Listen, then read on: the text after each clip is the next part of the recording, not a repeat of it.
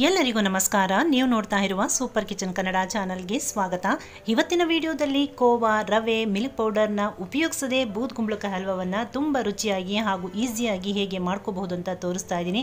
ಅದಕ್ಕೂ ಮೊದಲು ಚಾನಲನ್ನು ಯಾರು ಸಬ್ಸ್ಕ್ರೈಬ್ ಆಗಿಲ್ವೋ ಸಬ್ಸ್ಕ್ರೈಬ್ ಮಾಡ್ಕೊಳ್ಳಿ. ನಾನಿಲ್ಲಿ 1 kg ಬೂದ್ ಕುಂಬಳಕಾಯಿನ ತೆಗೆದುಕೊಂಡು ಅದನ್ನು ಕಟ್ ಮಾಡಿ ಅರ್ಧ ಭಾಗದಷ್ಟು ಮಾತ್ರ ನಾನಿಲ್ಲಿ ಉಪಯೋಗಿಸ್ಕೊಳ್ತಾ ಇದ್ದೀನಿ. ಈಗ ಇದನ್ನು ಚಿಕ್ಕ ಚಿಕ್ಕ ಪೀಸಸ್ಗಳಾಗಿ ಕಟ್ ಮಾಡಿಕೊಂಡು ಇದರ ಮಧ್ಯಭಾಗದಲ್ಲಿರುವಂತಹ ತಿರುಳನ್ನು ತೆಗೆದುಕೊಳ್ಬೇಕು. ಹಾಗೆ ಇದರ ಹಿಂಬದಿಯಲ್ಲಿರುವಂಥ ಸಿಪ್ಪೆಯನ್ನು ಕೂಡ ನಾವು ತೆಗೆದುಕೊಳ್ಬೇಕು. ಎಲ್ಲ ಪೀಸಸ್ಗಳನ್ನು ನೋಡಿ ಈ ರೀತಿಯಾಗಿ ನಾವು ಕ್ಲೀನ್ ಮಾಡಿ ಇಟ್ಕೊಳ್ಬೇಕು.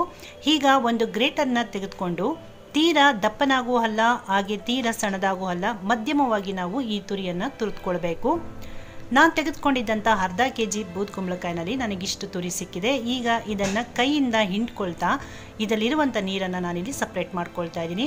ಆ ನೀರನ್ನು ನಾವು ಚೆಲ್ಲುವಂತಿಲ್ಲ, ಇದಕ್ಕೆ ಉಪ್ಪು ಹಾಕಿ ನಾವು ಕುಡಿಬಹುದು. ಹಾಗೆ 2 ಕಪ್ನಷ್ಟು ಕುಂಬಳಕಾಯಿ ತುರಿ ಇಲ್ಲಿ ನನಗೆ ರೆಡಿಯಾಗಿದೆ.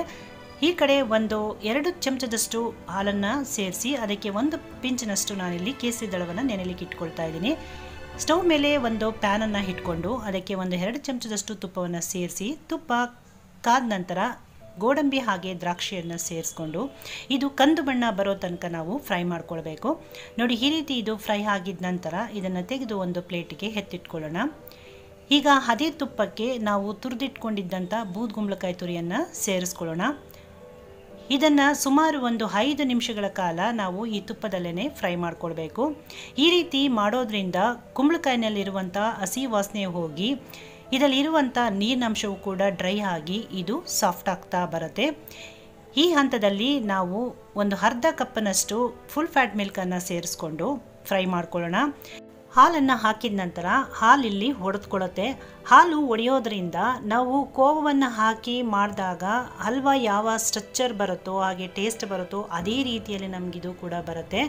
ನೋಡಿ, ಈಗ ಹಾಲೆಲ್ಲ ಡ್ರೈ ಆಗಿದೆ. ಈ ಹಂತದಲ್ಲಿ ನಾವು ಯಾವ ಕಪ್ಪಿನ ಅಳತೆಯಲ್ಲಿ ಕುಂಬಳಕಾಯಿ ತುರಿಯನ್ನು ತೆಗೆದುಕೊಂಡಿದ್ವೋ ಅದೇ ಕಪ್ಪಿನ ಅಳತೆಯಲ್ಲಿ ನಾನಿಲ್ಲಿ ಅರ್ಧ ಕಪ್ನಷ್ಟು ಸಕ್ಕರೆಯನ್ನು ಸೇರಿಸ್ಕೊಳ್ತಾ ಇದ್ದೀನಿ. ನಿಮಗೆ ಸಿಹಿ ಜಾಸ್ತಿ ಬೇಕಂತ ಹೇಳಿದ್ರೆ 3/4 ಕಪ್ನಷ್ಟು ನೀವು ಸಕ್ಕರೆಯನ್ನು ಸೇರಿಸ್ಕೊಳ್ಬೋದು. ಈಗ ಸಕ್ಕರೆ ಹಾಕಿದ ನಂತರ ಇದು ಮತ್ತೊಮ್ಮೆ ಇಲ್ಲಿ ನೀರಾಗುತ್ತೆ. ಈ ನೀರೆಲ್ಲವೂ ಡ್ರೈ ಆಗಿ ಈ ಸಕ್ಕರೆ ಪಾಕ ಬಂದು ಗಟ್ಟಿ ಆಗ್ತಾ ಬಂದಂತೆ ಇಲ್ಲಿ ಕುಂಬಳಕಾಯಿ ಮತ್ತಷ್ಟು ಸಾಫ್ಟ್ ಆಗ್ತಾ ಹೋಗುತ್ತೆ. ಈ ರೀತಿ ಇದು ಸಾಫ್ಟ್ ಆಗ್ತಾ ಇರುವಾಗ ನಾವು ನೆನೆಸಿಟ್ಟಿದ್ದಂಥ ಕೇಸರಿ ದಳವನ್ನು ಸೇರಿಸ್ಕೊಳ್ಬೇಕು. ಹಾಗೆ 1 ಚಮಚದಷ್ಟು ಏಲಕ್ಕಿ ಪುಡಿ, ನಾವು ಫ್ರೈ ಮಾಡಿಟ್ಟಿದ್ದಂತಹ ಡ್ರೈ ಫ್ರೂಟ್ಸನ್ನು ಕೂಡ ಸೇರಿಸ್ಕೊಂಡು ಮತ್ತೊಮ್ಮೆ ನಾವು ಇದನ್ನೆಲ್ಲವನ್ನು ನೀಟಾಗಿ ಮಿಕ್ಸ್ ಮಾಡ್ಕೊಳ್ತಾ ಕುಕ್ ಮಾಡ್ಕೊಳ್ಬೇಕು. ಈಗ ನಾನು ಕೊನೆಯದಾಗಿ 2 ಚಮಚದಷ್ಟು ತುಪ್ಪವನ್ನು ಸೇರಿಸ್ಕೊಳ್ತಾ ಇದ್ದೀನಿ. ಇಲ್ಲಿ ತುಪ್ಪ ಹಾಗೆ ಡ್ರೈ ಫ್ರೂಟ್ಸ್ಗಳನ್ನು ನಮ್ಮ ಇಚ್ಛಾನುಸಾರವಾಗಿ ಸೇರಿಸ್ಕೊಳ್ಬೋದು. ನಾನು ಈ ಹಲ್ವಾಗೆ ಬಳಸಿರುವಂಥ ಎಲ್ಲ ಇಂಗ್ರೀಡಿಯೆಂಟ್ಸ್ಗಳ ಪ್ರಮಾಣವನ್ನು ಡಿಸ್ಕ್ರಿಪ್ಷನ್ ಬಾಕ್ಸಲ್ಲಿ ಕೊಟ್ಟಿರ್ತೀನಿ, ದಯವಿಟ್ಟು ಚೆಕ್ ಮಾಡ್ಕೊಳ್ಳಿ. ಈಗ ಪ್ಯಾನ್ನಲ್ಲಿ ತುಪ್ಪವನ್ನು ಬಿಟ್ಕೊಳ್ತಾ ಬರ್ತಾ ಇದೆ. ಈಗ ಹಲ್ವಾ ರೆಡಿಯಾಗಿದೆ ಅಂತ ಅರ್ಥ. ಈಗ ಸ್ಟವನ್ನು ಆಫ್ ಮಾಡಿಕೊಂಡ್ರೆ ನಮಗೆ ಹಲ್ವಾ ಸರ್ವ್ ಮಾಡೋದಕ್ಕೆ ರೆಡಿಯಾಗಿದೆ. ನೋಡಿದ್ರಲ್ಲ ವೀಕ್ಷಕರೇ, ಎಷ್ಟು ಸುಲಭವಾಗಿ ಕಡಿಮೆ ಇಂಗ್ರೀಡಿಯೆಂಟ್ಸ್ಗಳನ್ನು ಬಳಸ್ಕೊಂಡು ನಾವು ಈ ಬೂದ್ ಕುಂಬಳಕಾಯಿ ಅಥವಾ ಕಾಶಿ ಹಲ್ವವನ್ನು ಮಾಡ್ಕೊಂಡ್ವಿ ಅಂತ.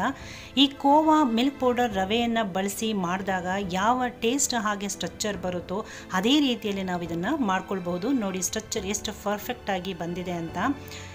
ಮಿಸ್ ಮಾಡದೆ ಒಮ್ಮೆ ನಾನು ತೋರಿಸಿರೋ ಈ ವಿಧಾನದಲ್ಲಿ ಟ್ರೈ ಮಾಡಿ ಹೇಗೆ ಬಂತು ಅಂತ ಕಮೆಂಟ್ ಮಾಡಿ.